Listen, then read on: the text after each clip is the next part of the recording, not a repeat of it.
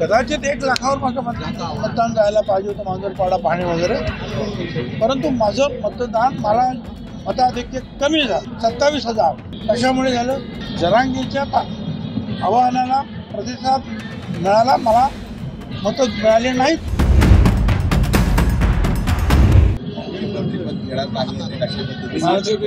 त्याची मला काही कल्पना नाही.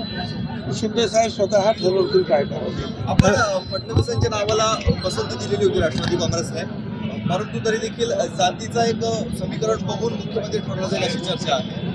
असं काही होणार नाही. असं आहे, 132 आमदार निवडून आल्यानंतर भाजपचा मुख्यमंत्री होणं ही एक स्वाभाविक प्रक्रिया आहे. त्याच्यामध्ये ऑब्जेक्शन घेण्यासारखं काहीच नाही. एक लक्षात घेतलं पाहिजे की शिंदे साहेब ज्यावेळेला मुख्यमंत्री झाले त्यावेळेला सगळ्यांना वाटत होतं की परत फडणवीस मुख्यमंत्री होतील आणि शिंदे साहेब मुख्यमंत्री होतील. परंतु शिंदे साहेब मुख्यमंत्री झाले. फडणवीसांनी सांगितलं मी लांब राहून बाहेर राहून काम करेन, परंतु त्यांना दिल्लीवरून आदेश आला की नाही तुम्ही उपमुख्यमंत्री म्हणून काम करायचं. फडणवीस साहेबांनी ती सुद्धा नाही म्हटलं तर एक प्रकारची अवहेलना असते, तर ती त्यांनी सहन केली पक्षाचा आदेश म्हणून आणि पूर्णपणे 100% त्यांच्या त्या कामाला त्यांनी झोकून दिलं आणि महायुतीला प्रचंड बहुमत मिळवून देण्यामध्ये रात्रंदिवस त्यांनी काम केलं. त्यामुळे बाकीचे प्रश्न जे आहेत हे आता इथे निर्माण होत नाही. ओबीसी त्यांचे अधिकारावर कुठेही गदा येऊ नये म्हणून निश्चितपणे जे आहे फडणवीस साहेबांनी जे आहे सहकार्य केलेलं आहे, मदत केलेली आहे, शक्ती पाठीमागे उभं केली आहे. म्हणून तर त्यांना जे आहेत काही लोक जे आहेत प्रचंड टार्गेट करतायत.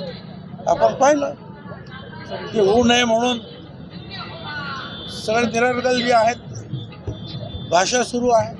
याचं कारण तेच आहे की त्यांनी ओबीसीच्या हक्कावर गदा येऊ नये म्हणून काम केलं. आज जाऊन ते ठरवणार आहेत काय फॉर्म्युला असेल ते. हे स्वाभाविक आहे की भारतीय जनता पक्षाचे 132 आमदार झालेले आहेत, त्यामुळे त्यांचे मंत्री जास्त असणारे कोण राहिले.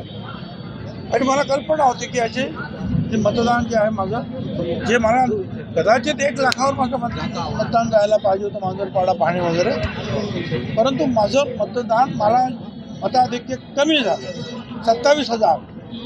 कशामुळे झालं? कारण जरांगीच्या आवाहनाला प्रतिसाद मिळाला, मला मतं मिळाले नाहीत एका मोठ्या वर्गाची. आता मला सांगा EVM-मध्ये जरा गडबड आहे तर हा सगळा विरोध बाजूला सारून मला सुद्धा 1 लाख मतं मिळायला पाहिजे होती, माझी मतं काय कमी झाली मग? हा एक मुद्दा विचारात घेण्यासारखा आहे. बाकी आता हे ठीक आहे. काय लोकसभेला मात्र ते बरोबर होतं, आता चूक आहे. ठीक आहे, काहीतरी कारणं शोधावी लागतात. कोणाच्या तरी डोक्यावर खापर फोडायचं असतं. EVM एक निर्जीव वस्तू आहे, त्याच्यावर खापर फोडणं सोपं आहे. धन्यवाद.